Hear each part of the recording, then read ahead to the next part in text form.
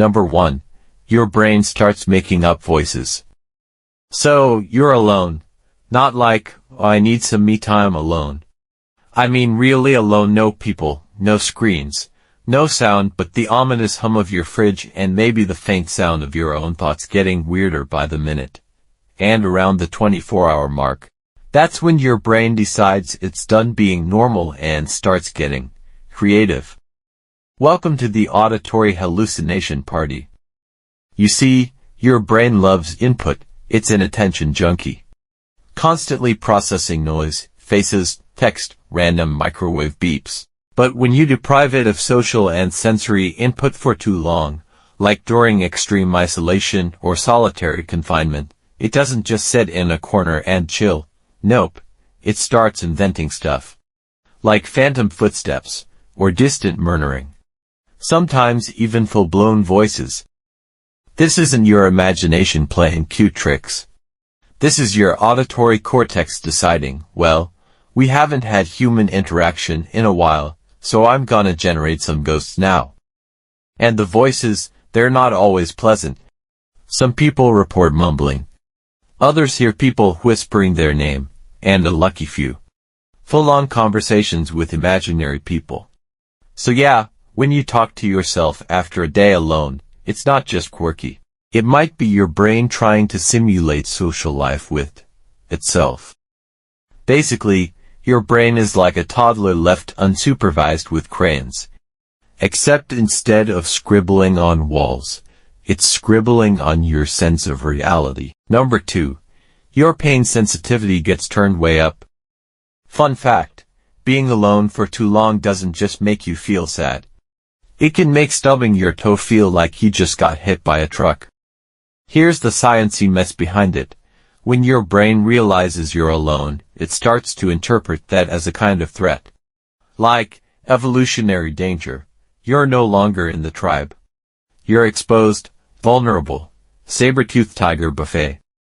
And when the brain senses a threat, it amps up your pain receptors. Studies show that social isolation can literally increase physical pain sensitivity. So if you accidentally bang your elbow on a chair, your brain's like, this is the worst thing that's ever happened. Even weirder, social pain and physical pain share the same neural pathways. Meaning, yes, heartbreak and a paper cut basically walk the same hallway in your brain.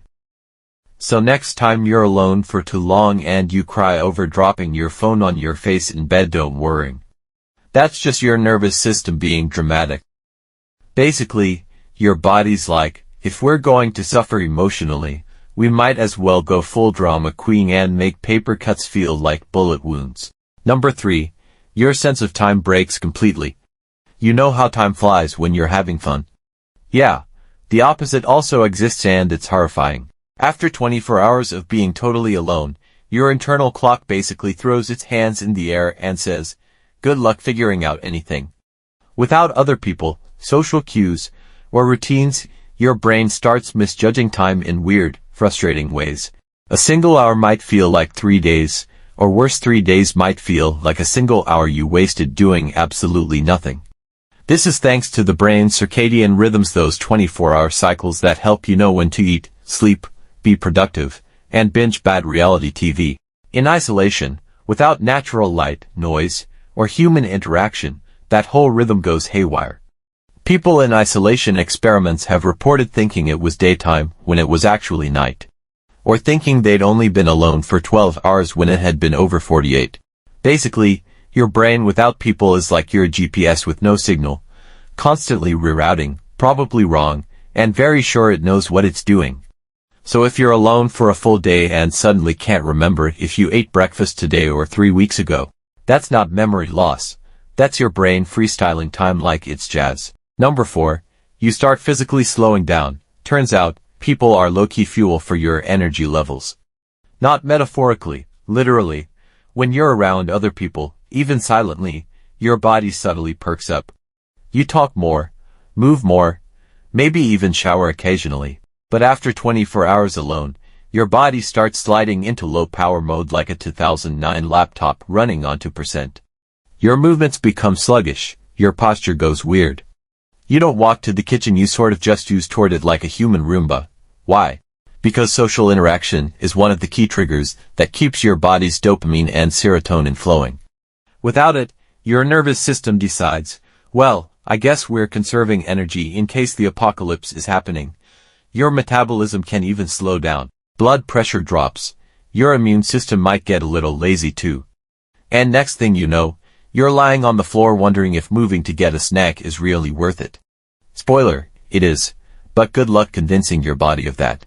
Number 5. You start talking to anything.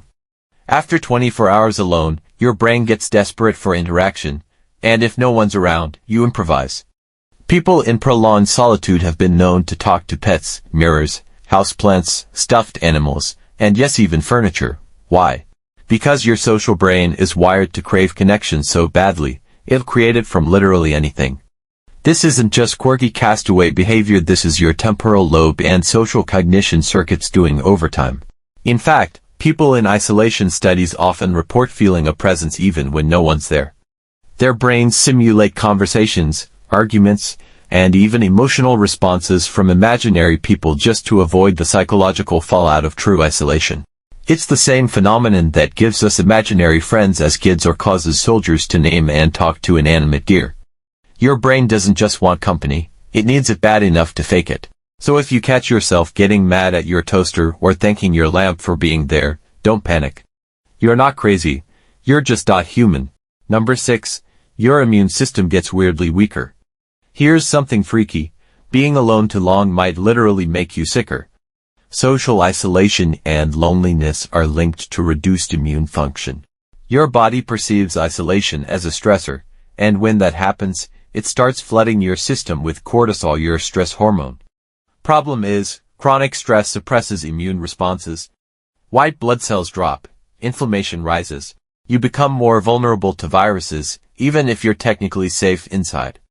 In other words, your body interprets solitude like it's a survival emergency and then turns off some of your defenses, as if that's helpful. Even weirder.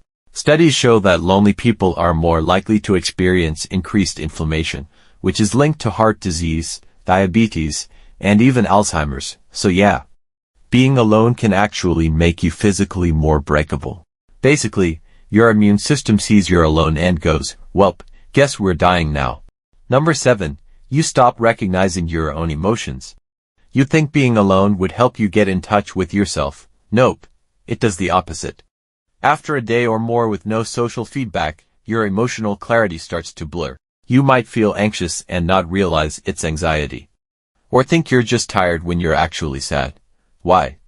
Because we rely on mirroring, watching other people's facial expressions, tone of voice, or reactions to understand and regulate our own emotions. Without those cues, your brain loses calibration. It's like trying to tune a guitar without ever hearing a note. You feel something, but what? No idea. Just vague unease. This is one reason why solitary confinement in prisons is considered psychological torture. When you're alone long enough, your emotional compass spins wildly and you start losing track of what's real, or how you even feel. Bottom line, we don't just use other people for company. We use them as emotional GPS. Number 8. Your brain starts to dream while you're awake. Sleep deprivation isn't the only way to hallucinate. Isolation can cause something similar, microsleeps and waking dreams. After about 24 to 48 hours of being truly alone, especially in silence or low stimulation environments, your brain may start slipping into dreamlike states while you're fully awake. Some people describe it as seeing colors, floating sensations, or even short, vivid dream sequences that interrupt reality. This is your brain trying to balance its sensory input and maintain homeostasis, the normalcy it's used to. But without social or environmental stimulation, it stops filtering internal thoughts properly. The dream world leaks into the real one. It's like sleepwalking, while standing still. And yes, this is exactly as disorienting as it sounds. People in sensory isolation tanks report losing track of what's real in less than 24 hours. So if you start dreaming about talking fish while making toast, you're not broken. You're just too alone for your brain's comfort. Number 9. Your brain starts turning against you. This is where it gets dark, real dark. After extended isolation, your prefrontal cortex, the part of your brain responsible for rational thinking, starts to lose control. Meanwhile, your amygdala, the panic button of your brain, starts screaming louder. The result: paranoia, self-doubt, even intrusive thoughts. You might start thinking people hate you, that no one's coming, that you're in danger even when you're objectively safe. Your brain, starved of social reassurance, starts assuming the worst. Because from an evolutionary standpoint, being alone meant danger. No tribe equals high risk of predators, starvation, or death. Your biology hasn't caught up to the fact that your biggest risk now is maybe eating a questionable burrito. So, your brain does what it was built to do: spiral into fear and suspicion to try and protect you. It's like your own mind becomes a horror movie and you're both the villain and the victim. Thanks for watching all the way to the end. Your brain just got fed a very strange little snack. If you found it fascinating, don't forget to like, share, and subscribe. The weird stuff is just getting started.